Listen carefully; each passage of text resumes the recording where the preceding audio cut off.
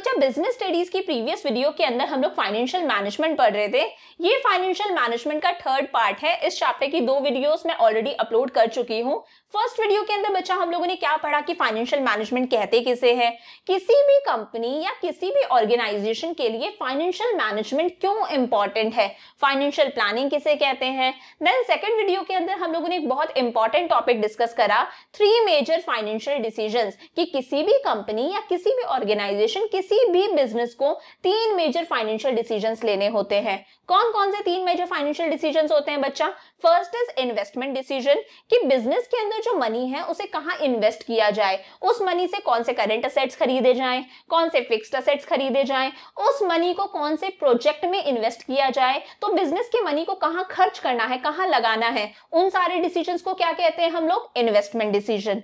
Then second decision है हमारा financing decision. देखो अगर बिजनेस हम लोग चला रहे हैं तो डे टू डे रिक्वायरमेंट के लिए भी मनी की रिक्वायरमेंट होती है, बिजनेस के अंदर फिक्स्ड असेट्स खरीदने के लिए मनी की रिक्वायरमेंट होती है, किसी प्रोजेक्ट में अगर पैसा लगाना है, किसी प्रोजेक्ट में पैसा इन्वेस्ट करना है तो मनी की रिक्वायरमेंट होती है, कोई नया प्रोडक्ट लॉन्च करना है तो मनी की रिक्वायरमेंट होती है, बिजनेस को और एक्सपेंड करना है तो भी पैसा चाहिए। तो इस पैसे को अरेंज कहां से किया जाए? भाई पैसे को आप शेयर्स इशू करके अरेंज कर सकते हो, पैसे को आप डिबेंचर्स इशू करके अरेंज कर सकते हो, आप बैंक से लोन ले सकते हो, आप किसी भी फाइनेंशियल इंस्टीट्यूशन से लोन ले सकते हो। तो दिमाग लगाना कि इस मनी को कहां से अरेंज करें, कहां से पैसा इकट्ठा करें, शेयर्स इशू करके पैसा इकट्ठा करें या लोन लेकर पैसा इकट्ठा करें या डिबेंचर्स इशू करके पैसा इकट्ठा करें, तो ये सारे डिसीजंस किसके अंदर आते हैं? फाइनेंसिंग डिसीजन के अंदर। देन थर्ड डिसीजन था हमारा डिविडेंड डिसीजन, कि ठीक है भाई सब कुछ अच्छा चल रहा है, कंपनी में प्रॉफिट हुआ, इस प्रॉफिट में से कितना तो शेयर होल्डर्स को डिविडेंड के तौर पर बांट दे और कितना पैसा कंपनी खुद के ही पास में रखे। भाई देखो जितना भी प्रॉफिट जनरेट होता है उसमें से कंपनी सबसे पहले क्या देती है? गवर्नमेंट को टैक्स देती है। टैक्स देने के बाद में कंपनी उस बचे हुए पैसे के अंदर से अपने शेयर होल्डर्स को खुश करती है, शेयर होल्डर्स को डिविडेंड देती है, एंड देन जो सरप्लस बचता है उसे कंपनी अपने ही पास में रख लेती है। ये समझ लो कंपनी अपने ही गुल्लक में उस पैसे को इकट्ठा करती है ताकि फ्यूचर में उस पैसे को कंपनी कहीं ना कहीं इन्वेस्ट कर सके। तो ये 3 मेजर फाइनेंशियल डिसीजंस होते हैं। कौन कौन से? Investment decision, financing decision and dividend decision. ये सारी चीजें पढ़ी हम लोगों ने हमारी सेकंड वीडियो में। आज बच्चे हम लोग हमारा आगे का टॉपिक डिस्कस करेंगे जिसका नाम है कैपिटल स्ट्रक्चर। अगेन बहुत ही इंपॉर्टेंट टॉपिक है, यहां से फॉर श्योर क्वेश्चन बनता है, प्लस न्यूमेरिकल भी यहां से आ सकता है। तो बहुत ही आराम से मेरे साथ में नोट्स बनाते जाना, पूरे कॉन्सेप्ट को क्लियर करना। So without wasting any time let's start. सबसे पहले बच्चा हमारे टॉपिक का क्या नाम है? Capital structure. तो सबसे पहले ये समझो यार कैपिटल स्ट्रक्चर होता क्या है। देखो अभी मैंने आपको बताया अगर बिजनेस चलाना है तो बिजनेस चलाने के लिए मनी की रिक्वायरमेंट होती है, चाहे वो फिक्स्ड असेट्स खरीदने के लिए हो, चाहे करंट असेट्स खरीदने के लिए हो, चाहे किसी प्रोजेक्ट में इन्वेस्टमेंट करने के लिए पैसा चाहिए, बट मनी की रिक्वायरमेंट होती ही है।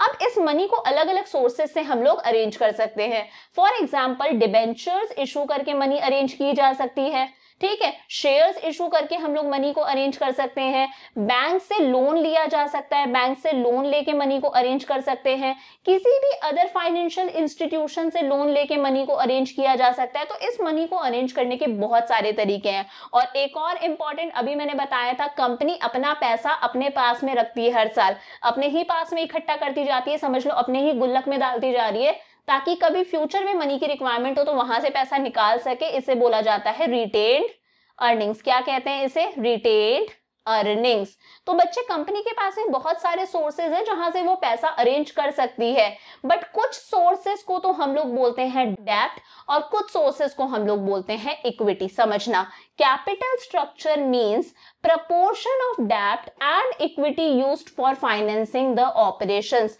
कंपनी को जब मनी की रिक्वायरमेंट होती है तो कंपनी के पास में जितने भी सोर्स हैं उन्हें 2 कैटेगरीज में बांट दिया गया है। एक कैटेगरी है डेब्ट और दूसरी कैटेगरी है इक्विटी। बच्चे अगर कंपनी डिबेंचर्स इशू करके पैसा अरेंज कर रही है, कंपनी बैंक से लोन लेके पैसा अरेंज कर रही है, किसी भी अदर फाइनेंशियल इंस्टीट्यूशन से लोन लेके पैसा अरेंज कर रही है, तो आपको पता है इस पैसे पर कंपनी को क्या देना पड़ेगा? इंटरेस्ट देना पड़ेगा। और ये पैसा जो भी मैच्योरिटी डेट है उस पे कंपनी को रिटर्न भी करना पड़ता है। तो इसे बोला जाता है डेब्ट। जो उधार का पैसा है इसे क्या कहते हैं हम लोग? डेब्ट। वहीं इक्विटी में क्या आता है? अगर कंपनी इक्विटी शेयर्स इशू करके पैसा अरेंज करे, या फिर कंपनी अपनी ही रिटेन्ड अर्निंग्स में से पैसा निकाल के लगा दे बिजनेस के अंदर। रिटेन्ड अर्निंग्स मैंने क्या बताया, हर साल कंपनी को जितना भी प्रॉफिट होता है उसमें से कंपनी गवर्नमेंट को टैक्स देती है, फिर उसके अंदर से कंपनी बचे हुए पैसे में से क्या करती है, अपने शेयर होल्डर्स को डिविडेंड दे देती है, और फिर पैसा कुछ कंपनी अपने ही पास में बचा के रखती है, जिसे बोला जाता है रिटेन्ड अर्निंग्स। तो बच्चे, अगर कंपनी बाहर से पैसा अरेंज करिए डिबेंचर्स इशू करके या बैंक से लोन लेके या किसी भी फाइनेंशियल इंस्टीट्यूशन से लोन लेके, तो बच्चे इस पैसे पर कंपनी को इंटरेस्ट भी देना पड़ेगा, प्लस इस पैसे को कंपनी को रिटर्न भी करना पड़ेगा जब भी मैच्योरिटी डेट आ जाएगी। तो ये जो सारे सोर्सेज है ये किसके अंदर जाते हैं, डेब्ट के अंदर। वहीं इक्विटी में कौन से सोर्सेज जाते हैं, अगर कंपनी इक्विटी शेयर्स इशू करके पैसा अरेंज करी, क्योंकि इक्विटी शेयर होल्डर्स क्या कहलाते हैं, कंपनी के ओनर्स, या फिर कंपनी अपनी ही रिटेन्ड अर्निंग्स में से पैसा निकाल रही है और बिजनेस में लगा रही है, तो उन सोर्सेज को बोला जाता है इक्विटी। अब कैपिटल स्ट्रक्चर क्या है, capital structure means proportion of डेब्ट and equity used for financing the operation. Company के ऑपरेशंस को फाइनेंस करने के लिए, कंपनी के अंदर मनी को अरेंज करने के लिए कंपनी कितना डेब्ट से पैसा रेज करे, कितना इक्विटी से पैसा रेज करे, उस रेशियो को बोला जाता है capital structure. For example, company को पैसा लगाना है 10 लाख रुपीस, कितनी कैपिटल लगानी है, 10 लाख रुपीस कैपिटल लगानी है। 10 लाख के अंदर से कंपनी ने सोचा भाई 6 लाख कैपिटल तो कहां से लगाएगी, डेब्ट से रेस करेगी। कहां से, डेब्ट से, कि समझ लो डिबेंचर इशू करके, बैंक से लोन लेके, फाइनेंशियल इंस्टीट्यूशन से लोन लेके, और बचे हुए 4 लाख कंपनी कहां से लगाएगी, या तो अपनी रिटेन अर्निंग्स में से निकाल लेगी या फिर इक्विटी शेयर्स इशू करके पैसे को अरेंज करेगी। तो बच्चे यहाँ पर रेशियो क्या हो गया, डेब्ट अपॉन इक्विटी, कट करो तो ये कितना आया, 2 3 जा 6, 2 2 जा 4, रेशियो कितना आया बच्चे यहाँ पर 3:2।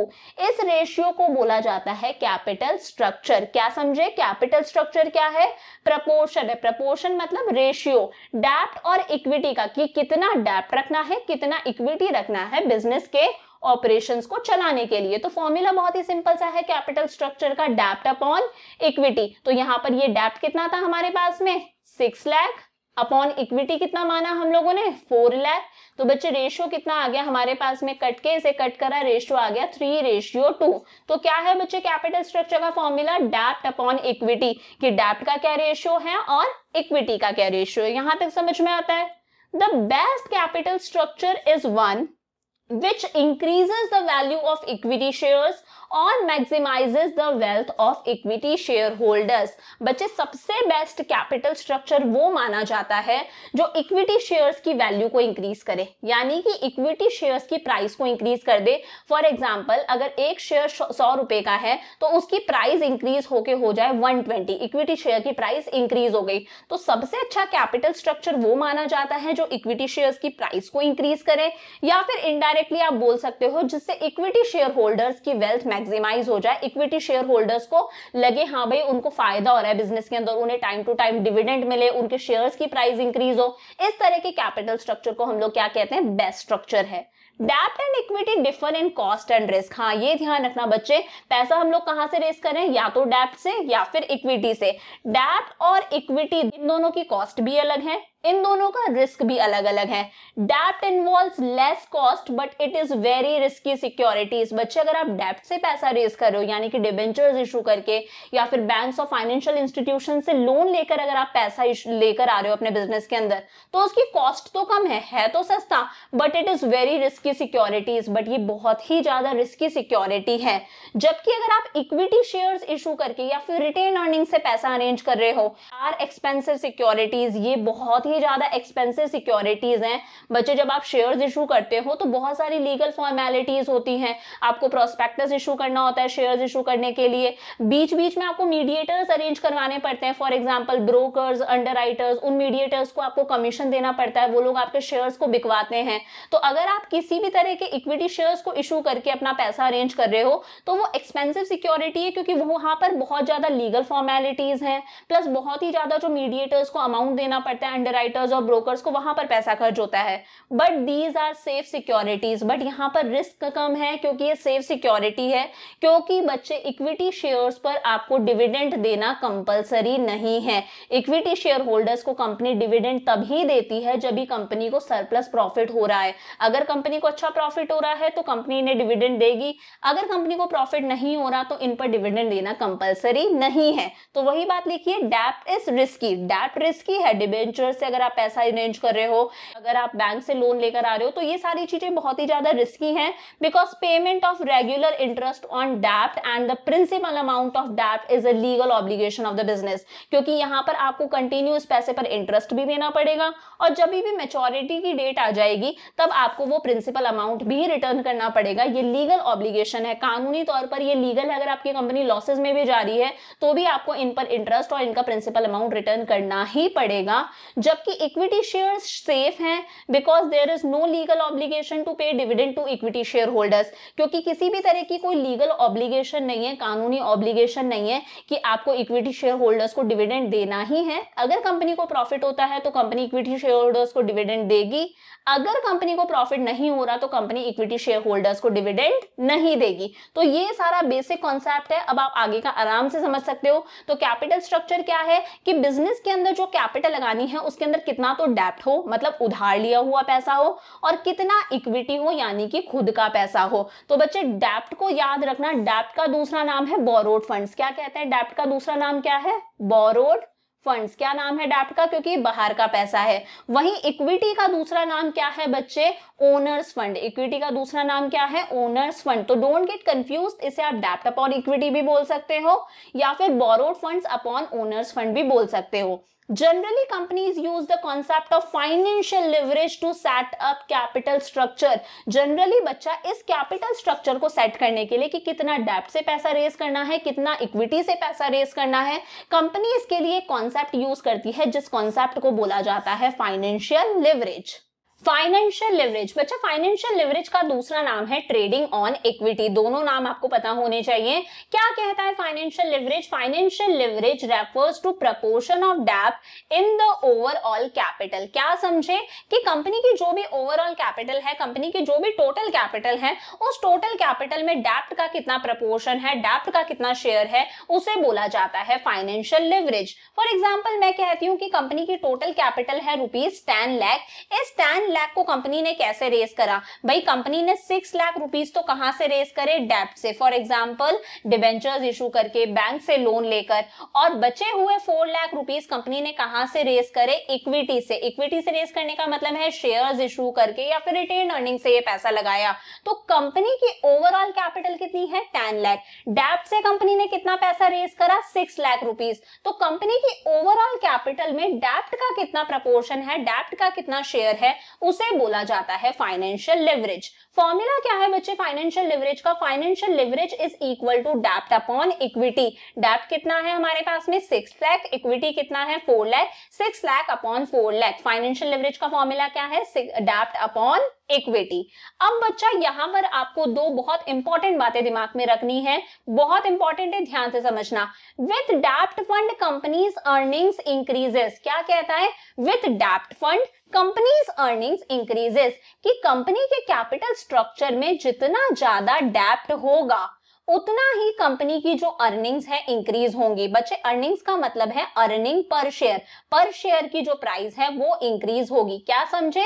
विथ डेब्ट फंड कंपनीज अर्निंग्स इंक्रीजेस। क्या कह रहा है कि कंपनी के कैपिटल स्ट्रक्चर में जितना ज्यादा डेब्ट होगा, कंपनी की अर्निंग पर जो शेयर है वो उतना ही इंक्रीज होगा, बिकॉज डेब्ट is a cheaper source of finance. क्योंकि जो डेब्ट है वो चीपर सोर्स ऑफ फाइनेंस है। अगर आप सिक्योरिटीज इशू करके पैसा अरेंज करते हो, for example equity shares issue करके अगर आप पैसा अरेंज कर रहे हो, तो बच्चा वहां पर बहुत ही ज्यादा लीगल फॉर्मेलिटीज होती हैं, बहुत ही ज्यादा पेपर वर्क होता है, प्लस आपको बीच में बहुत सारे मीडिएटर्स की जरूरत पड़ती है जो आपकी सिक्योरिटीज को सेल करने में मदद करे। तो उन मीडिएटर्स को आपको कमीशन भी देना पड़ता है। बट डेब्ट के अंदर ऐसा कुछ भी नहीं है, आप इजीली बैंक से पैसा बोरो कर सकते हो। तो it is a cheaper source of finance, but it is very risky to involve more डेब्ट in the capital structure. But साथ ही साथ में याद रखना, डेब्ट को ज्यादा कैपिटल स्ट्रक्चर में इन्वॉल्व करना, ज्यादा पैसा डेब्ट से रेस करना भी बहुत ही ज्यादा रिस्की है, क्योंकि डेब्ट पर आपको रेगुलरली इंटरेस्ट भी देना पड़ेगा, प्लस मैच्योरिटी पर प्रिंसिपल अमाउंट भी रिटर्न करना पड़ेगा। चाहे आपके बिजनेस के अंदर प्रॉफिट कम हो या ज्यादा हो, अगर आपने बैंक से लोन लिया है या अगर आपने डिबेंचर्स इशू करके पैसा रेस करा है, मतलब डेब्ट से पैसा रेस करा है, तो बच्चे डेफिनेटली अगर आपका बिजनेस चाहे प्रॉफिट में ही जाए, आपको इंटरेस्ट भी पे करना पड़ेगा। आपको टाइम टू टाइम जब भी मैच्योरिटी की डेट है, आपको वो जो प्रिंसिपल अमाउंट है वो भी रिटर्न करना पड़ेगा। तो हालांकि हमें पता है अगर डेब्ट कैपिटल स्ट्रक्चर के अंदर ज्यादा है तो अर्निंग पर शेयर भी इंक्रीज होगी, बट ध्यान रखना डेब्ट कैपिटल स्ट्रक्चर में ज्यादा रखना बहुत ही ज्यादा रिस्की है, क्योंकि यहाँ पर आपको टाइम टू टाइम इंटरेस्ट भी देना पड़ेगा और मैच्योरिटी पर प्रिंसिपल अमाउंट भी रिटर्न करना पड़ेगा। तो ठीक है, अगर आपके बिजनेस की साउंड फाइनेंशियल कंडीशन है, रेगुलरली अच्छा खासा कैश इनफ्लो हो रहा है, आपको पता है आप आराम से इंटरेस्ट दे सकते हो, तो आप डेब्ट अपने शेयर के अंदर अपने कैपिटल स्ट्रक्चर में ज्यादा रखो। एक चीज और है बच्चे जो आपको यहाँ पर ध्यान रखनी है, मोर डेब्ट will result in increase in earnings of the company. हाँ भाई, हमें पता है मोर डेब्ट, ज्यादा से ज्यादा डेब्ट कैपिटल स्ट्रक्चर में कंपनी की जो अर्निंग्स है, अर्निंग पर शेयर है, उसे इंक्रीज करेगा। ओनली वैन मतलब बच्चे यहाँ पर एक कंडीशन आ गई, और अगर ये कंडीशन पूरी होगी तभी भाई डेब्ट इंक्रीज होगा तो अर्निंग्स इंक्रीज होंगी। और कंडीशन क्या है? Only when return on investment. बच्चे अगर आपने किसी प्रोजेक्ट में पैसा लगा रखा है, किसी जगह पर पैसा इन्वेस्ट कर रखा है, तो आप इन्वेस्टमेंट क्यों करते हो? ताकि आपको वहां से एक रिटर्न मिल सके। तो only when return on investment, जो आपकी इन्वेस्टमेंट पर जो रिटर्न आ रहा है, return on investment is more than, ये जो रिटर्न ऑन इन्वेस्टमेंट है ये ज्यादा हो किससे? रेट ऑफ इंटरेस्ट ऑन डेब्ट। ये जो डेब्ट है इस पर जो इंटरेस्ट देना है आपको, जो डेब्ट पर इंटरेस्ट देना है, उस इंटरेस्ट की रेट से ज्यादा है अगर आपका रिटर्न ऑन इन्वेस्टमेंट, तो ही बच्चा डेब्ट इंक्रीज होने से अर्निंग पर शेयर इंक्रीज होगी। क्या समझे? फर्स्ट पॉइंट में मैंने आपको बताया अगर आपके कैपिटल स्ट्रक्चर में डेब्ट इंक्रीज होगा, अगर आप डेब्ट से ज्यादा पैसा रेस कर रहे हो, तो definitely earning per share increase होगी, क्योंकि डेब्ट is a cheaper source of finance. But second point में मैं ये कहती हूँ, हाँ हमें पता है डेब्ट अगर इंक्रीज होगा तो अर्निंग पर शेयर इंक्रीज होगी, बट ये चीज सिर्फ तभी पॉसिबल है, तभी फुलफिल होगी जब एक कंडीशन पूरी हो जाए। और कंडीशन क्या है? कि रिटर्न ऑन इन्वेस्टमेंट जो है वो रेट ऑफ इंटरेस्ट ऑन डेब्ट से ज्यादा होना चाहिए। फॉर एग्जाम्पल, आपने डिबेंचर्स इशू करे, क्या इशू करे? आपने डिबेंचर्स इशू करे। डिबेंचर्स किसके अंदर आते हैं? डेब्ट के अंदर आते हैं, और इन डिबेंचर्स पर आपको 10% इंटरेस्ट देना पड़ रहा है। तो बच्चा ये क्या है? ये क्या है? रेट ऑफ इंटरेस्ट ऑन डेब्ट। ये क्या है? रेट ऑफ इंटरेस्ट ऑन डेब्ट। कितना है? 10%। आपने एक प्रोजेक्ट में पैसा लगा रखा है, इन्वेस्टमेंट कर रखी है, उस पर आपको रिटर्न मिल रहा है, वो पैसा आपके पास में आ रहा है, उसे बोलते हैं रिटर्न ऑन इन्वेस्टमेंट। और यहां से आपके पास में बच्चा 12% रिटर्न आ रहा है। तो 12% 10% से ज्यादा है ना? रिटर्न ऑन इन्वेस्टमेंट जो है 12% वो ज्यादा है रेट ऑफ इंटरेस्ट ऑन डेब्ट 10% से। तो हमारी कंडीशन पूरी हो जाएगी कि भाई डेब्ट अगर इंक्रीज होगा तो कंपनी की अर्निंग पर शेयर भी इंक्रीज होंगी। अब इस चीज को हम लोग एक केस के थ्रू समझते हैं।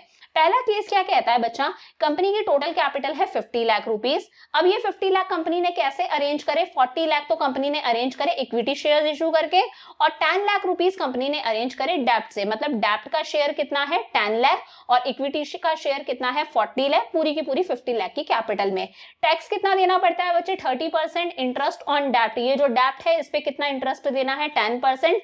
Earnings before interest and tax, earning before interest and tax मतलब ये हमारा प्रॉफिट गिवन है, कितना है प्रॉफिट? 7 लाख। करके देखते हैं बच्चा। सबसे पहले लिखेंगे earnings before interest and tax. Earnings before interest and tax, earning before interest and tax कितना है बच्चा? 7 लाख। कितना है?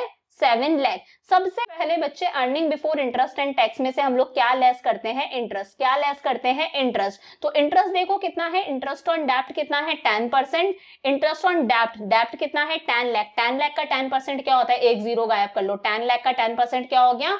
1 लाख। तो बच्चा इंटरेस्ट कितना हो गया? 1 लाख। इस 1 लाख को लेस कर दो, कितना बचा हमारे पास में? 6 लाख। कितना आ गया? 6 लाख। अब इस बचे हुए 6 लाख में से क्या देना है बच्चा? नेक्स्ट चीज क्या देना है? टैक्स। सबसे पहले हम लोगों ने हमारा प्रॉफिट लिया जो क्वेश्चन में गिवन है, earning before interest and tax 7 lakh. अब इसमें से सबसे पहले हम लोगों ने इंटरेस्ट लेस कर दिया, 1 लाख, कितना आ गया 6 लाख। अब हम इसमें से टैक्स लेस करेंगे, तो बच्चा टैक्स कितना दे रखा है, टैक्स रेट है 30%, कितना है 30%, तो 6 लाख का 30% निकालो, किसका निकालोगे 6 लाख का 30%, 6 लाख का 30%, तो ये आ गया बच्चा 1,80,000, कितना आ गया 1,80,000। इसे भी लेस कर दो तो ये आ गया 4,20,000। ये हमारी अर्निंग्स आ गई, ये आ गई अर्निंग्स आफ्टर टैक्स। क्या आ गई, अर्निंग्स आफ्टर टैक्स। अब हम निकालेंगे हमारा अर्निंग पर शेयर, क्या निकालेंगे, अर्निंग पर शेयर। तो बच्चे अर्निंग्स कितनी आई हमारी 4,20,000। इसे हम डिवाइड करेंगे हमारे नंबर ऑफ शेयर्स से। देखो इक्विटी कैपिटल कितनी है 40 लाख और शेयर्स कितने हैं 4 लाख शेयर्स। कितने शेयर्स हैं 4 लाख, तो 4 लाख से हम लोग इसे डिवाइड कर देंगे, तो ये हमारे पास में आ गया 42/40, कितना है 42 अपॉन कितना है हमारे पास में 40, तो 40 1 जा कितना हो गया, पहले से कट कर लेते हैं बच्चा, वो थोड़ा सा आसान होगा। तो ये 2 2 जा 4, 2 1 जा 4, 2 2 जा 4, 0, 21/20 है, कितना है 21/20, तो 21 जा 20, 1 बचा, पॉइंट लगाया हम लोगों ने 0, अगेन 0 0, 25 जा कितना आ गया 1.05। अर्निंग पर शेयर कितना आया बच्चे 1.05, कितना आया 1.05। तो यहां पर इस केस के अंदर बच्चा हमारी टोटल कैपिटल थी 50 लाख, 40 लाख इक्विटी से रेस करा और 10 लाख डेब्ट से रेस करा। अब सेकंड केस देखना, सेकंड केस में हमारी टोटल कैपिटल कितनी है 50 लाख। अब डेब्ट से तो हम लोगों ने 20 लाख रेस करा और इक्विटी से 30 लाख, मतलब पहले वाले केस में डेब्ट से हम लोगों ने कितने रुपीस रेस करे थे 10 लाख, यहां पर हम लोग डेब्ट से रेस कर रहे हैं 20 लाख। तो बच्चे मैंने बताया अगर डेब्ट इंक्रीज होगा तो डेफिनेटली अर्निंग पर शेयर भी इंक्रीज होंगी। तो ठीक है, चेक कर लेते हैं। सबसे पहले यहां पर भी वही लिखेंगे, earning before interest and tax कितना दे रखा है 7 lakh, earning before interest and tax. अब सबसे पहले क्या लेस करेंगे, इंटरेस्ट। तो बच्चा इंटरेस्ट ऑन डेब्ट कितना है 10% और डेब्ट कितना है 20 लाख, तो 20 लाख का 10% कितना आ गया, एक जीरो गायब कर दो, 2 लाख, कितना आ गया 2 लाख। तो ये हमारे पास में आ गया 5 लाख। ये क्या आ गया अर्निंग्स आफ्टर इंटरेस्ट, ये क्या आ गई हमारी अर्निंग्स आफ्टर इंटरेस्ट कह लो या फिर कह लो अर्निंग्स बिफोर टैक्स, क्योंकि अभी टैक्स नहीं दिया। अब बच्चे नेक्स्ट स्टेप क्या था, टैक्स लेस करना। टैक्स कितना है 30%, तो यहां पर हम लोगों ने 30% निकाला था 6 लाख का, 6 लाख बचा था। यहां पर हम लोग 30% निकालेंगे 5 लाख का, 5 लाख का 30% इंटरेस्ट बनता है। तो बच्चा 5 लाख का 30% आएगा 1,50,000, कितना आएगा 1,50,000। तो हमारी अर्निंग्स आफ्टर टैक्स आ जाती है बच्चे 3,50,000, कितनी आ गई 3,50,000। अब इसका अर्निंग पर शेयर निकालो, अर्निंग्स कितनी बची हमारे पास में 3,50,000 अपॉन यहाँ पर 30 lakh rupees equity shares issue करके पैसा रेज करा है, तो शेयर्स कितने हैं 3 लाख, कितने शेयर्स हैं 3 लाख। तो सॉल्व कर लेते हैं, अर्निंग पर शेयर कितना आएगा 5 7 35, 5 6 30, 7/6, तो ये 6 1 जा 6, 1 रहता है 0.0, अगेन 6 1 जा 6, 4 रहता है 0 लगाया, 6 6 जा 36 हमारे पास में आ गया, अगेन हम लोगों ने 4 लगाया 0, 6 6 जा, तो ये क्या करा बच्चा हम लोगों ने 6 1 जा 6, 1 रहा हमारे पास में, अगेन 6 1 जा 6, तो ये हमारे पास में आ गया 1.16, ये चलता जाएगा 1.16। तो बच्चा जब डेब्ट कम था, देखो डेब्ट कितना था सिर्फ 10 लाख, तब अर्निंग पर शेयर कितना था 1.05। जब डेब्ट 20 लाख हो गया तब अर्निंग पर शेयर कितना है 1.15, तो 1.05 से ज्यादा है 1.16। तो हम लोगों ने देखा कि अगर हम लोग डेब्ट इंक्रीज कर रहे हैं हमारे कैपिटल स्ट्रक्चर के अंदर तो डेफिनेटली हमारी अर्निंग पर शेयर इंक्रीज होंगी। बट यहाँ पर एक चीज याद रख लेना बच्चा, ये कंडीशन, ये चीज सिर्फ तभी पूरी होगी जब एक कंडीशन पूरी हो जाए, और कंडीशन क्या है कि रिटर्न ऑन इन्वेस्टमेंट, इन्वेस्टमेंट से जो रिटर्न हमें मिल रहा है वो हमेशा इंटरेस्ट ऑन डेब्ट से ज्यादा होना चाहिए, रेट ऑफ इंटरेस्ट ऑन डेब्ट से ज्यादा होना चाहिए। फॉर एग्जांपल यहाँ पर रेट ऑफ इंटरेस्ट ऑन डेब्ट कितना है 10%, यहाँ पर भी रेट ऑफ इंटरेस्ट ऑन डेब्ट क्या है 10%, तो हमारा जो रिटर्न ऑन इन्वेस्टमेंट है ROI, रिटर्न ऑन इन्वेस्टमेंट, वो 10% से ज्यादा ही होना चाहिए, 11%, 12%, 15%। इससे अगर कम हुआ तो फिर बच्चा हमारी अर्निंग पर शेयर इंक्रीज नहीं होगी डेब्ट इंक्रीज करने पर। आई होप ये कॉन्सेप्ट आपका क्लियर हो गया। अब बात करते हैं बच्चा factors affecting the decision of capital structure कि भाई कैपिटल स्ट्रक्चर कैसा हो, डेब्ट ज्यादा हो या इक्विटी ज्यादा हो, डेब्ट को बढ़ाना है, इक्विटी को कम करना है, इक्विटी को बढ़ाना है, डेब्ट को कम करना है, कैपिटल स्ट्रक्चर कैसा हो, इस डिसीजन को बहुत सारे फैक्टर्स अफेक्ट करते हैं। तो उन फैक्टर्स के बारे में हम पढ़ेंगे और बहुत ही इंपॉर्टेंट टॉपिक है। सबसे पहला है बच्चा cash flow position. A company involves more of डेब्ट securities in its capital structure if it is sure of generating enough cash inflow, whereas if there is shortage of cash then it must employ more of equity in its capital structure। भाई समझ में आ गया। अगर लगता है company को कि उसका कैश इनफ्लो अच्छा होगा, कैश इनफ्लो मतलब अगर कंपनी को लग रहा है भाई उसके पास में सफिशिएंट कैश अवेलेबल होता है, उसके पास में अच्छा खासा कैश का इनफ्लो होता रहता है, तो कंपनी अपने कैपिटल स्ट्रक्चर के अंदर डेब्ट को ज्यादा इन्वॉल्व करेगी, क्योंकि यहाँ पर कंपनी श्योर है कि भाई उसके पास में अच्छा कैश इनफ्लो है, तो वो टाइम टू टाइम डेब्ट पर इंटरेस्ट भी दे सकती है और मैच्योरिटी पर डेब्ट का प्रिंसिपल अमाउंट भी रिटर्न कर सकती है। बट अगर कंपनी को लगता है कि कंपनी के पास में कैश की शॉर्टेज है, कंपनी का कैश इनफ्लो अच्छा नहीं है, तो वहां पर फिर वो बच्चे डेब्ट से पैसा रेज नहीं करेगी, कम अमाउंट डेब्ट से रेज करेगी, क्योंकि अगर वो डेब्ट से पैसा रेज कर लेगी तो कैश की शॉर्टेज है, टाइम टू टाइम इंटरेस्ट भी पे नहीं कर पाएगी, प्रिंसिपल अमाउंट भी पे नहीं कर पाएगी। तो इन दैट केस अगर कैश की शॉर्टेज है तो कंपनी ज्यादा से ज्यादा पैसा अरेंज करती है इक्विटी से, यानी कि शेयर्स इशू करके या फिर अपना ही पैसा यूज कर लेती है रिटेन अर्निंग्स में से निकाल के। तो अ कंपनी इन्वॉल्व्स मोर ऑफ डेब्ट सिक्योरिटीज, कंपनी अपने कैपिटल स्ट्रक्चर के अंदर डेब्ट सिक्योरिटीज से पैसा ज्यादा अरेंज करेगी if it is sure of generating enough cash inflow. अगर कंपनी को पता है, कंपनी श्योर है कि कंपनी के पास में अच्छा खासा कैश का इनफ्लो होगा। But if there is shortage of cash, but अगर कंपनी को लगता है कि कैश की शॉर्टेज है, then it must employ more of equity in its capital structure. तो कंपनी डेब्ट से पैसा रेज ना करके डेब्ट कम रखेगी। कंपनी पैसा कहां से रेज करेगी? इक्विटी से, क्योंकि बच्चा शेयर्स पर डिविडेंड देना कंपलसरी नहीं है। इक्विटी शेयर होल्डर्स जो होते हैं वो कंपनी के ओनर्स होते हैं, वो कहते हैं भाई कंपनी को अगर सफिशिएंट प्रॉफिट होता है तो हमें डिविडेंड दो, अगर सफिशिएंट प्रॉफिट नहीं होता तो हमें डिविडेंड मत दो। उन्हें कंट्रोल से मतलब है बच्चा, उन्हें डिविडेंड से मतलब नहीं है। नेक्स्ट है बच्चा इंटरेस्ट कवरेज रेशियो, शॉर्ट में बोलेंगे आईसीआर। क्या होता है ICR? It means number of times companies earnings before interest and tax cover the interest payment obligation. बच्चा ये क्या कह रहा है? अभी देखो पिछले क्वेश्चन के अंदर क्या लिखा हुआ आया था, earning before interest and tax कितना था? 7 लाख। ये वही earning before interest and tax है कि इंटरेस्ट देने से पहले और टैक्स देने से पहले कंपनी की क्या अर्निंग्स है उसे बोला जाता है earning before interest and tax. Short में हम लोग इसे बोल सकते हैं EBIT, earning before interest and tax. तो आईसीआर क्या है? It means number of times company की जो earning before interest and tax है वो कितने टाइम्स है इंटरेस्ट पेमेंट के। कंपनी को भाई मैं कहती हूं कि कंपनी की जो earning before interest and tax है वो आई है 10 लाख रुपीस। कितनी आई है? 10 लाख रुपीस।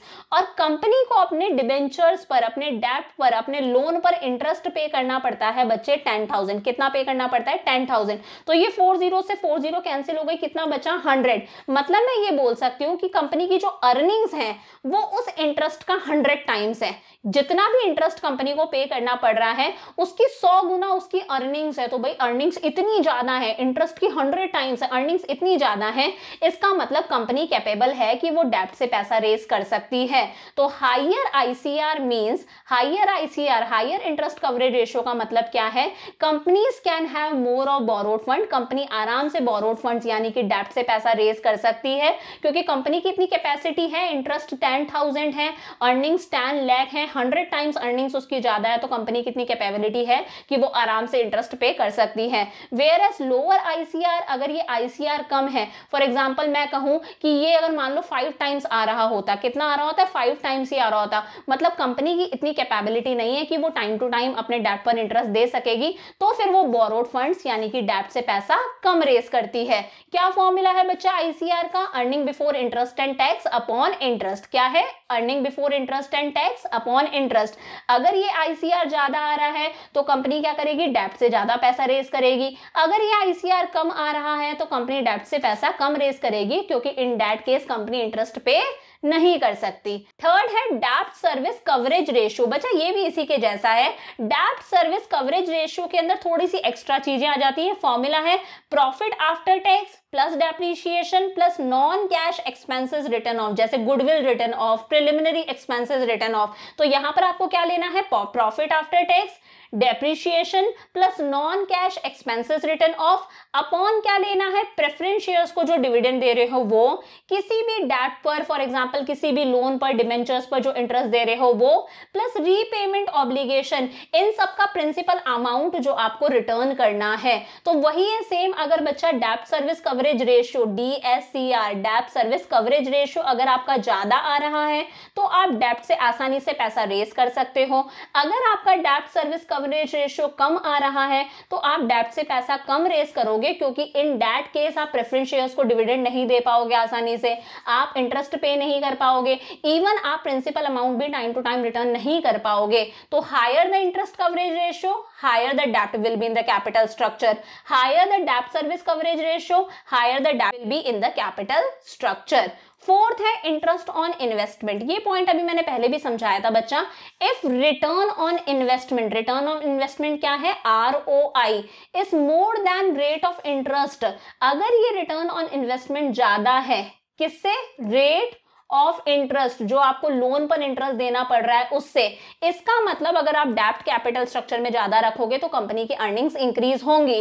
तो अगर रिटर्न ऑन इन्वेस्टमेंट ज्यादा है रेट ऑफ इंटरेस्ट से, देन कंपनी मस्ट प्रेफर डेब्ट इन द कैपिटल स्ट्रक्चर। तो कंपनी क्या करेगी, डेब्ट से पैसा ज्यादा रेज करेगी, क्योंकि उसे पता है डेब्ट से पैसा ज्यादा रेज करने पर कंपनी की अर्निंग्स इंक्रीज होती हैं।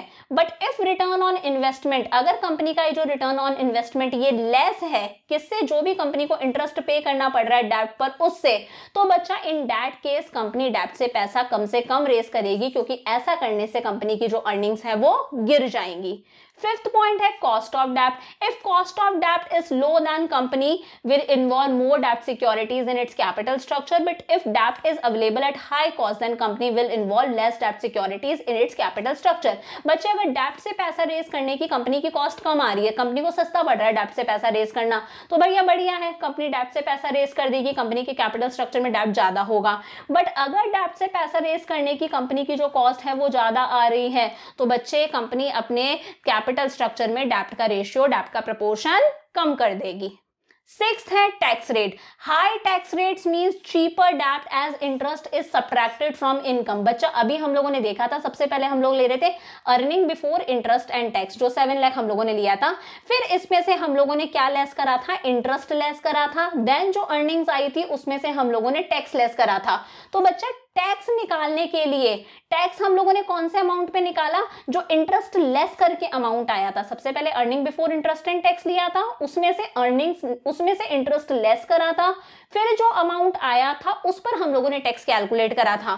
तो अगर टैक्स की रेट्स ज्यादा है, इसका मतलब है चीपर डेब्ट as interest is subtracted from income. इसका मतलब क्या है, डेब्ट सस्ता है, क्योंकि इंटरेस्ट को हम लोग पहले क्या करते हैं, अर्निंग्स में से लेस करते हैं।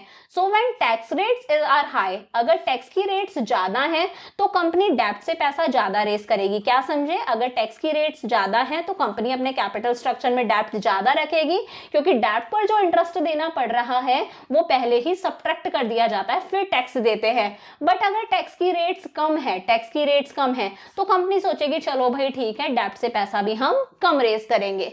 सेवेंथ है cost of equity. Companies prefer डेब्ट in its capital structure if earning per share is increasing. अगर कंपनी को लग रहा है भाई डेब्ट को अगर हम कैपिटल स्ट्रक्चर में ज्यादा रख रहे हैं, डेब्ट से पैसा ज्यादा रेस कर रहे हैं, तो इससे अर्निंग पर शेयर इंक्रीज हो रहा है, तो बहुत अच्छी बात है, कंपनी डेब्ट से पैसा रेस करेगी आराम से। बट अगर कंपनी को ऐसा लग रहा है कि डेब्ट को इंक्लूड करने से अर्निंग पर शेयर कम हो रही है, पर शेयर की प्राइसेस गिर रही हैं, इन दैट केस कंपनी अपने शेयर होल्डर्स के साथ में कुछ गलत नहीं कर सकती, कंपनी डेब्ट से पैसा रेस करना कम कर देगी। कंपनीज प्रेफर डेब्ट in its capital structure, companies डेब्ट को प्रेफर करती हैं अगर अर्निंग पर शेयर इंक्रीज हो तो। बट अगर EPS earning per share decrease होने लग जाता है डेब्ट को इंक्लूड करने से, तो कंपनी अपने कैपिटल स्ट्रक्चर में से डेब्ट का शेयर को कम कर देगी। 8 है फ्लोटेशन कॉस्ट। हमें पता है शेयर्स इशू जब हम करते हैं तो बहुत ही ज्यादा लीगल फॉर्मेलिटीज होती हैं, बहुत ही ज्यादा बीच में मीडिएटर्स होते हैं, अंडरराइटर्स बोलते हैं, ब्रोकर्स बोलते हैं, उन्हें बहुत ज्यादा कमीशन देना पड़ता है। तो बच्चा शेयर्स इशू करने में कॉस्ट ज्यादा आती है जिसे बोलते हैं हम लोग फ्लोटेशन कॉस्ट। तो अगर ये कॉस्ट ज्यादा आ रही है तो कंपनी इक्विटी से पैसा कम रेस करेगी, शेयर्स इशू करके पैसा कम रेस करेगी, कंपनी डेब्ट से पैसा रेस करेगी। बट अगर कंपनी को लग रहा है हाँ ये फ्लोटेशन कॉस्ट कम है, भाई कॉस्ट कम आ रही है शेयर्स इशू करने की, इन दैट केस कंपनी आराम से इक्विटी शेयर से पैसा रेस कर सकती है, कंपनी डेब्ट से पैसा कम रेस करेगी। 9th है रिस्क कंसिडरेशन। डेब्ट सिक्योरिटीज हमें पता है रिस्की सिक्योरिटीज होती हैं क्योंकि इन पर इंटरेस्ट जो है वो टाइम टू टाइम पे करना पड़ता है, लीगल ऑब्लिगेशन है। So if firms business risk is low, अगर फर्म का रिस्क कम है, it can raise fund by डेब्ट सिक्योरिटीज। अगर फर्म को लग रहा है हाँ उसके लिए रिस्की नहीं है, वो आराम से पे कर सकती है, तो वो डेब्ट से पैसा रेस कर लेगी, आराम से इंटरेस्ट पे करेगी। Where as at the time of high risk, but जब अगर कंपनी को लग रहा है इस टाइम पर बहुत ही ज्यादा रिस्की सिचुएशन चल रही है, तब कंपनी डेब्ट से पैसा रेस नहीं करेगी, कंपनी इक्विटी से पैसा रेस करेगी, क्योंकि इक्विटी पर उसे डिविडेंड देना कंपलसरी नहीं होता, लीगल ऑब्लिगेशन नहीं है। 10th है फ्लेक्सिबिलिटी। डेब्ट में restrict the company's capacity to borrow fund. बच्चा जब कंपनी डेब्ट से बहुत ज्यादा पैसा रेस कर लेती है, उधार लेकर जब बहुत ज्यादा पैसा रेस कर लेती है, तो कंपनी ने इतना पैसा रेस कर लिया, इतना उधार ले लिया, अब कंपनी फ्यूचर में ज्यादा उधार नहीं ले सकती।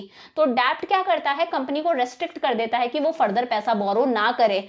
तो ऐसी सिचुएशन के अंदर अगर कंपनी को लग रहा है भाई थोड़ी सी फ्लेक्सिबिलिटी रखनी है, फ्यूचर में पैसे की जरूरत पड़ सकती है, बोरो करके पैसा लेकर आना है, तो पहले वो डेब्ट से पैसा कम लेकर आएगी। बट अगर कंपनी को ऐसा लग रहा है भाई फ्यूचर के अंदर कोई फ्लेक्सिबिलिटी की जरूरत नहीं है, डेब्ट से पैसा रेस कर लो, तो कंपनी फ्रीली डेब्ट से पैसा रेस कर लेगी। याद रखना, डेब्ट से अगर ज्यादा पैसा रेस कर लेते हैं तो कंपनी की कैपेसिटी कम हो जाती है, वो फ्यूचर में फिर इतना पैसा बोरो नहीं कर पाएगी। ऑब्वियस सी बात है, अगर आपने पैसा ज्यादा उधार ले लिया तो आपकी कैपेसिटी कम हो जाएगी और फ्यूचर में ज्यादा पैसा इजीली उधार नहीं ले सकते। तो डेब्ट क्या करते हैं, रेस्ट्रिक्ट कर देते हैं कंपनी की कैपेसिटी टू बोरो को। 11th है कंट्रोल। अगर एग्जिस्टिंग शेयर होल्डर्स चाहते हैं कि उन्हें कंप्लीट कंट्रोल रखना है, तो फिर बच्चा वो और शेयर्स इशू नहीं करने देंगे, वो इक्विटी से पैसा रेस नहीं करने देंगे, वो डेब्ट प्रेफर करेंगे, लोन से पैसा रेस करना ज्यादा प्रेफर करेंगे। But if they don't mind sharing the control, but अगर इक्विटी शेयर होल्डर्स को लग रहा है ठीक है कंट्रोल शेयर हो जाए, उन्हें कोई फर्क नहीं पड़ता, तो वो आराम से और इक्विटी शेयर्स इशू करवा सकते हैं और इक्विटी से पैसा रेस करेंगे। तो अगर इक्विटी शेयर होल्डर्स को फुल कंट्रोल चाहिए, कंप्लीट कंट्रोल चाहिए, तो वो और इक्विटी शेयर्स इशू नहीं करने देंगे, वो डेब्ट से पैसा रेस करेंगे, तो कंपनी के अंदर डेब्ट का रेशियो ज्यादा रहेगा। अगर इक्विटी शेयर होल्डर्स को लगता है भाई कंट्रोल जैसे कोई प्रॉब्लम नहीं है, वो आराम से इक्विटी शेयर से पैसा रेस कर सकते हैं, तो वो इक्विटी से ज्यादा पैसा रेस करेंगे, डेब्ट से पैसा कम रेस करेंगे। 12th है रेगुलेटरी फ्रेमवर्क। बच्चा शेयर्स इशू करना, डिबेंचर्स इशू जब करते हैं, ये क्या होती है, सिक्योरिटीज होती हैं। तो ये सारे काम हमें किसकी गाइडलाइंस के अंडर करने पड़ते हैं, SEBI, securities and exchange board of India की गाइडलाइंस के अंदर। जबकि लोन लेना, एडवांसेस लेना बैंक से या फाइनेंशियल इंस्टीट्यूशन से, ये सब किसके गाइडलाइंस के अंडर आते हैं, मॉनेटरी गाइडलाइंस के अंदर। मॉनेटरी गाइडलाइंस कौन सेट करता है, RBI, reserve bank of India. Shares issue करके पैसा अरेंज करना, डिबेंचर्स इशू करके पैसा अरेंज करना, ये सब क्या है, सिक्योरिटीज। इसके लिए हमें किसकी गाइडलाइंस फॉलो करनी पड़ती है, सेबी की।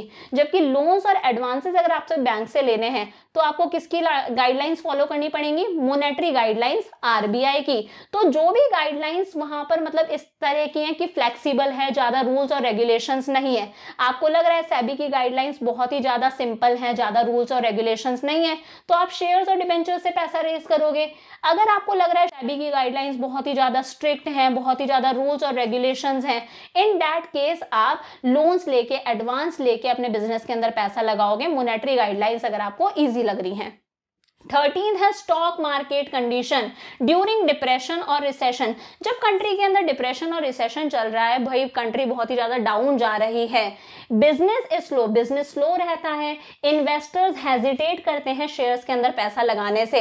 इन दैट केस कंपनी क्या करे, जब कंट्री के अंदर डिप्रेशन चल रहा है, रिसेशन चल रहा है, कंट्री एकदम स्लो चल रही है, बिजनेस भी एकदम स्लो है, उस टाइम पर इन्वेस्टर्स जो है वो हेजिटेट करते हैं बिजनेस में पैसा लगाने से, to take risk. So at this time companies prefer borrowed funds, तो इस टाइम पर कंपनी पैसा कहां से रेज करती है? बोरोड फंड से, यानी कि डेप्ट से, ड्यूरिंग बूम पीरियड। बट जब अगर बूम पीरियड है, सब कुछ बढ़िया चल रहा है, बिजनेस एकदम बढ़िया चल रहा है, मार्केट अच्छा चल रहा है, बिजनेस इज फ्लरिशिंग, बिजनेस भी एकदम बढ़िया चल रहा है, तो इन्वेस्टर्स भी रिस्क लेने को तैयार होते हैं। सो कंपनी क्या करती है? इक्विटी से पैसा रेज करती है। कंपनी क्या करती है? शेयर्स इशू करके पैसा रेज करती है। तो डिप्रेशन और रिसेशन के टाइम पर कंपनी क्या करेगी? डिबेंचर्स या फिर बोरोड फंड से पैसा रेज करती है, क्योंकि उस टाइम पर लोग शेयर्स नहीं खरीदते। जबकि बूम के टाइम पर मार्केट एकदम अच्छा चलता है, बिजनेस फ्लरिश करता है, सब कुछ बढ़िया चलता है, तो लोग आराम से शेयर्स खरीदते हैं, तो कंपनी शेयर्स इशू करके पैसा रेज करती है।